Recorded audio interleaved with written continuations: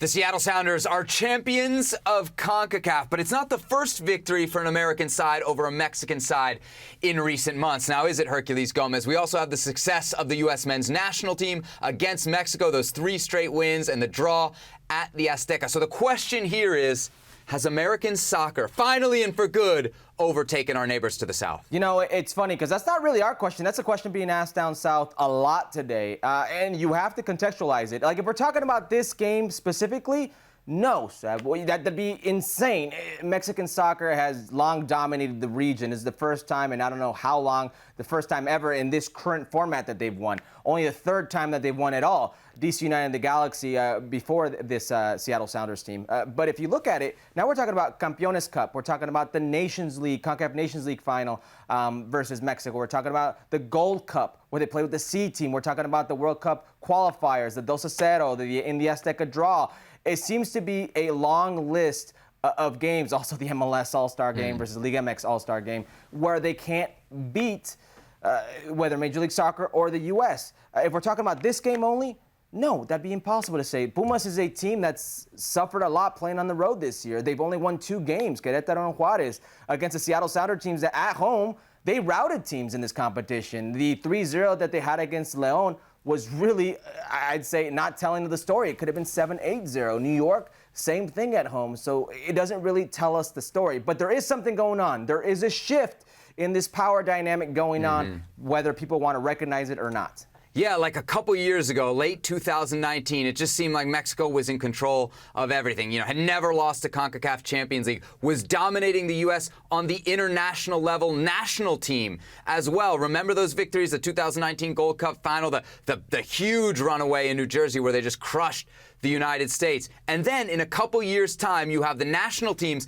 flip-flopping. And then what was really, in my opinion, like the last bastion of Mexican dominance in the region, right? The CONCACAF Champions League. The last thing that Mexico wasn't just in control of, but was dominating. And for that to go, I think, is significant. And the words of a lot of people in Seattle last night were significant as well. We heard it from Stefan Fry on our show. We heard it from Brian Schmetzer after the match as well. Hey, this is just the beginning. We're going to see more and more and more of this. So maybe American soccer has not overtaken Mexican soccer on the men's side just yet, but I think we see undeniable proof that it's probably going to happen, and it's probably going to happen pretty soon. I know you've been on TV on the other side, on Deportes, quite a bit today.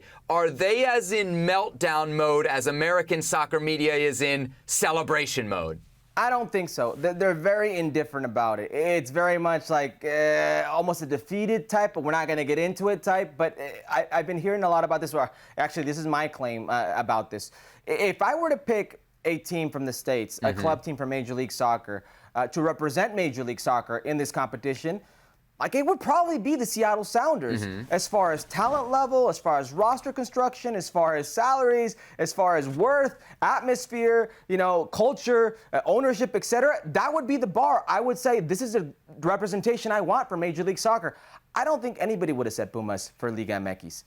They're on the lower end of the spectrum of teams that would have been named. So that gives them solace. And you should be wary, if you're an American fan or a Major League Soccer fan of that itself. Pumas is not a representation of Liga MX here.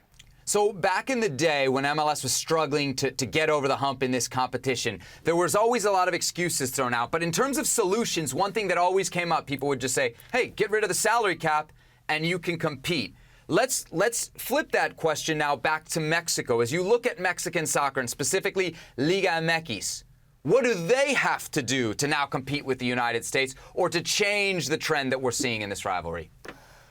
I don't think they can do too much to compete with the United States, Major League Soccer, if you will, because there is the United States and then there is Major League Soccer. Right. If you're talking a national team level, they need to open their doors to the ideas of exportation. They need to have their best players at a very young age. But that would hurt the Mexican League, right? Well, in theory, because you could say the same thing about Major League Soccer. But if anything, I think it's growing because Major League Soccer has all of a sudden become a league of exportation. So you're starting to garner more attention. Players who are thinking Major League Soccer can help me, to get to where I want to be. Jairo Torres is one of those players, a Mexican player, young player, 21 years of age, is going to Chicago Fire because he thinks he can probably be a better platform, a trampoline, or a springboard, if you will, to bigger and better in Europe. That's the type of attention you will garner. And if they do that, that's going to help their national team. As far as the club level, as far as league-wise, I think LigaMX keeps doing what they've been doing. I mean, there's no need for a salary cap. There's no need for restructuring.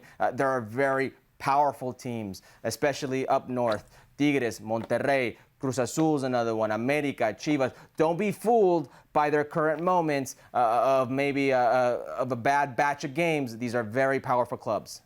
Seattle then the third MLS team to win CONCACAF's continental title, but the first to win the CONCACAF Champions League.